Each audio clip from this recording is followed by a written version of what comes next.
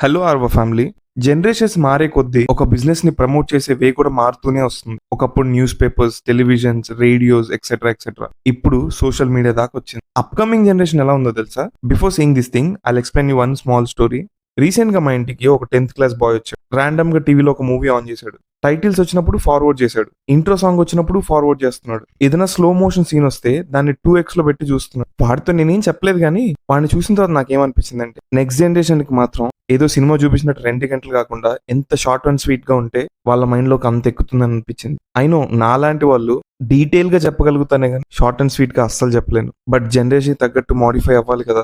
I'll try my best to mould my self. మీరు కూడా మీ business ని ఏదైనా ప్రమోట్ చేయాలి అనుకుంటే ఎంత షార్ట్ అండ్ క్రిస్పీగా పెడితే అంత రీచ్ ఎక్కువ వెళ్తుంది. ఇంత చెప్తున్నాను కదా, నేను కూడా ఈ రీల్ 30 seconds లో అయిపోగొట్టేద్దాం అనుకున్నా, అంటే ట్రై చేద్దాం అనుకున్నా. బట్ 1 minute 50 seconds వచ్చింది. దాన్ని కట్ చేసి ట్రిమ్ చేసి ఇంత దూరం తీసుకొచ్చా. నాకు మాత్రం అది కష్టం అబ్బా. సరే మరి ఉంటాను. బాయ్.